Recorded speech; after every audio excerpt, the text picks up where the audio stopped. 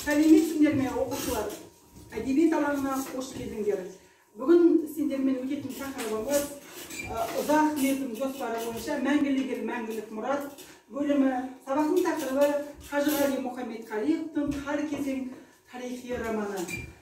Оқу бағдарламасына сәйкес оқыту мақсаттары әдеби шығармаға сюжетті композициялық талдау жасау.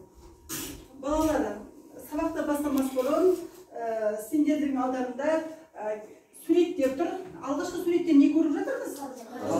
Қару жарақ түрлерін көріп жатырмыз. Яғни, мынау қазақтың оюымен өрнектелген қандай қару жарақ? Қалқан. Мынау шоқпар. Яғни, ер қаруы бес қару дейді біздің қазақ. Ерте кезінде ат үстінде жүріп, осы бес қарумен елін жаудан қорғаған, жауға жерін бастырмаған қазақтың сендер бүгінгі ұрпағысыңдар. Екінші суретте бізде ұлы тұлға. Бұл кім екен балалар? Сырым Датұлы. Сендер Сырым Датұлы туралы тарихтан да білесіңдер, Емельян Пугачевпен соғысында білесіңдер. Яғни Ресей патшасының отарлау саясатына қарсы күрескен, кіші жүз руынан шыққан халықты еркіндікке, бостандыққа алып шыққан қайраткер екен. Ең шығармалар қар кезең деп аталатын жаңа сабақтың басында айтып кетті. 1912 жылы жарық көрген Сырым Датұлының өмірін зерттеуге 25 жылдай өмірін сарп еткен, барлық мұрағаттарға ақтарған, Ресейдің, Қазақстанның шығарманы жазар кезде үлкен-үлкен деректі құндылықтарға мән берген. Шығарманың басты эпиграфы Қадыр Мырзалиннің өлеңімен басталады. Бұл жерде ұрандасқан, айғайласқан, бұл жерде жау аяғын байқай басқан, ерліктің етегінен ұстап тұрып, еркіндік сонды алғаш тай-тай басқан. Осы бір шумақ өлең бүкіл шығарманың өн бойының жүгіріп тұрған қан іспеттес. Балалар, біз шығарманы таныспыз, өткен сабақтардан бері айттық. Тарихи шығармалар қазақта өте көп. Ілияс Есенберлиннің мысалы Жанталас, Сахар, Алмас қылыштарын алуға болады. Соның енді барлық тарихи жазылған шығармалардың бар, сүбелі, құнды, сондай ұлы үлкен шығарманың бірі бүгінгі біз талдап отырған Қажығали Мұхаммедқалиұлының «Қар кезең» шығармасы.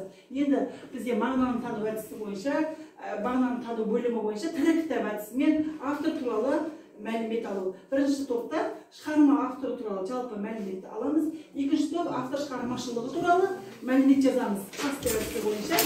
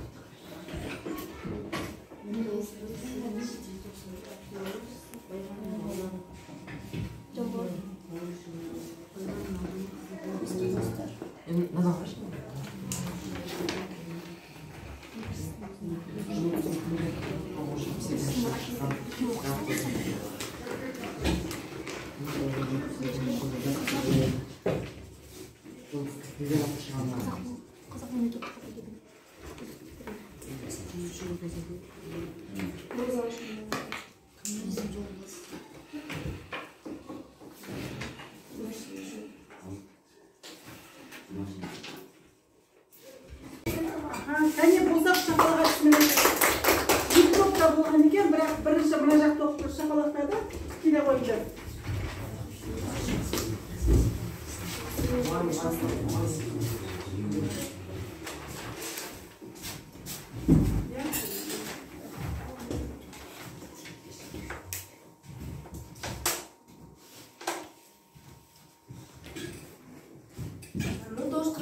жылы 8 тоқсанда Ақтөбе облысы Байғанин ауданында дүниеге келген.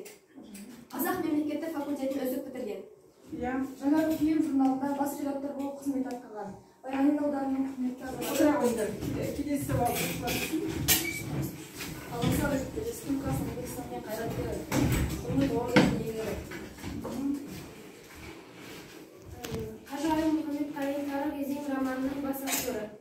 Колумбия әдебиет қызметкері Жақсы ма? Жақсы, отыра қойыңдар. Бұл жерде көрсеткіштер бар, алып қайда қойыңдар болады. Екінші топ келе қойсын.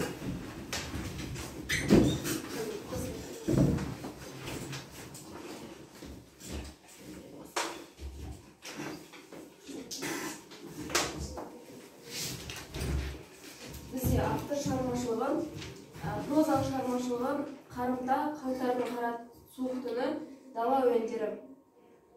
Ыбырай сыбдыры, жалғыз жиен, жұлдыз өтілдер. Келе қойыңдар.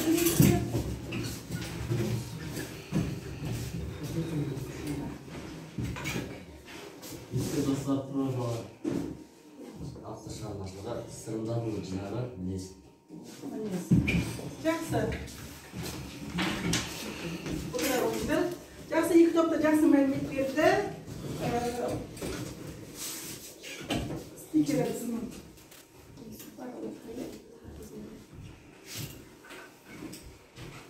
Балалар, келесі бөлімде қар кезегі романы 7 тараудан тұратын болды.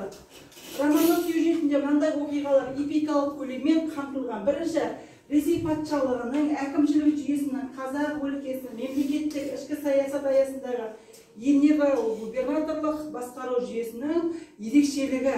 Сендер білесіңдер ғой, Егестромның генерал-губернатор болып Қазақстанға келген кезде бірінші болып кеткен генерал-губернатордың қателігін қайталамау мақсатында біраз мұрағатта жұмыс жасағанын.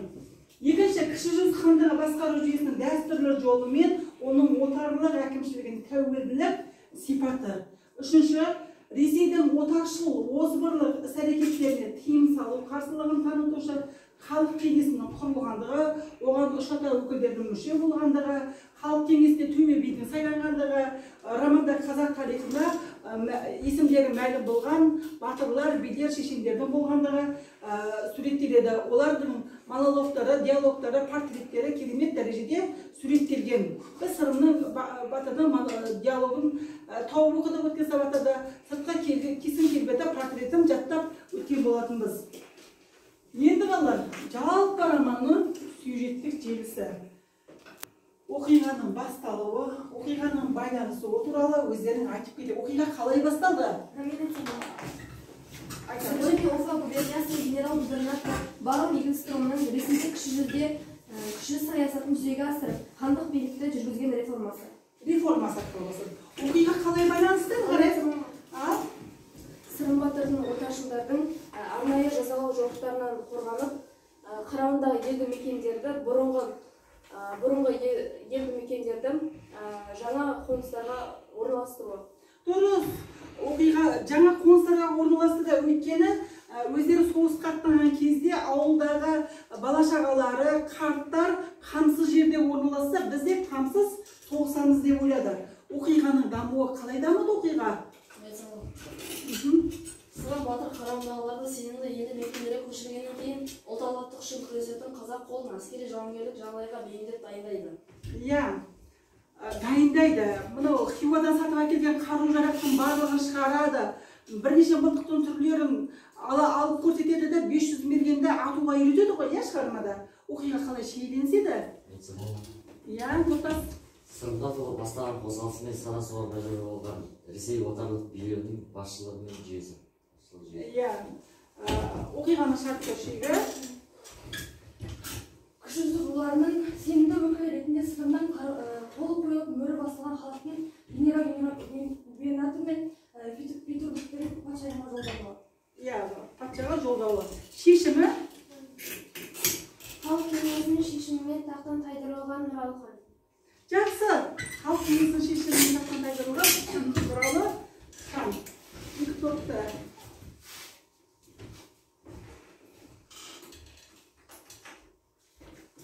Дұрыс жауап беріп жатыр.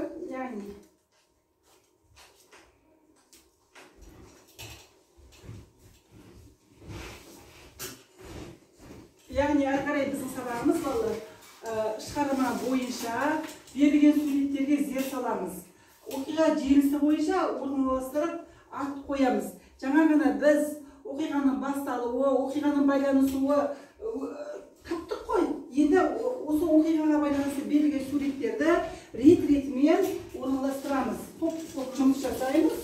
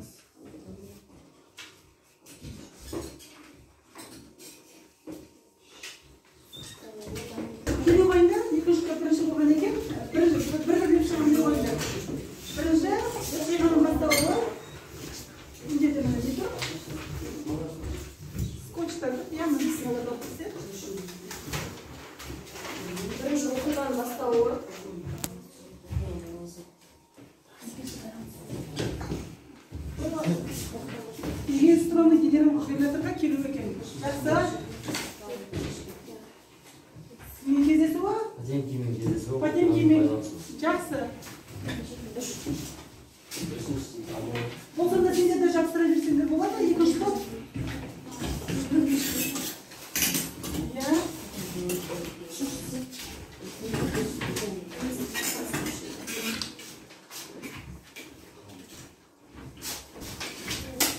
Біріншісі оқиғаның басталуы Егенстромның генерал Кадриевнің қабылдауға келуі.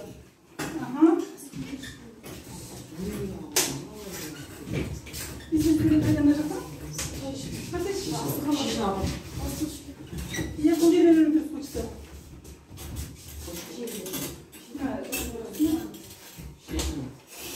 Оқиғаның шешімі оқи ғой? Өзгерген Петербург және барлық Егенстромларындағы өзгерістер.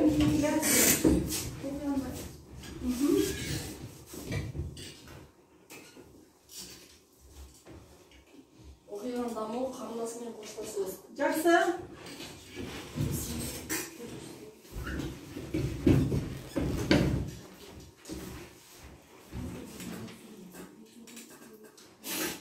Шарықтау жүйе, қысқа сарайға жол тарту. Оқиғаның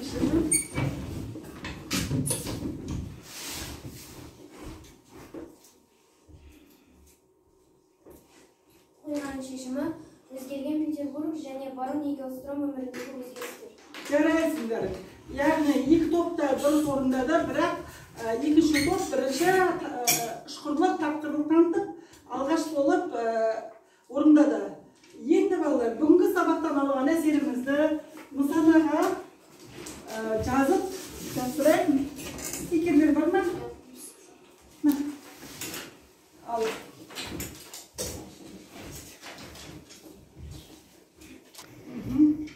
Балалар болдық па? Яғни біз нысана әдісі бойынша сабақта қорытындылайық.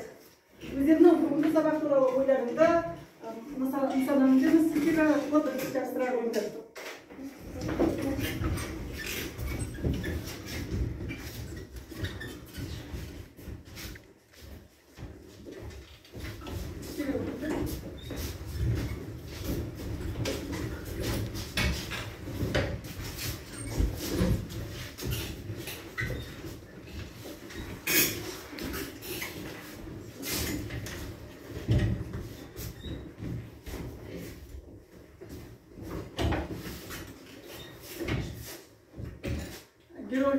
Белгер бұл шығарманы дала демократиясының бастау көзі деп бағалаған екен. Неміс жазушысы қазақ тілінде еркін сөйлеп, еркін жазалады.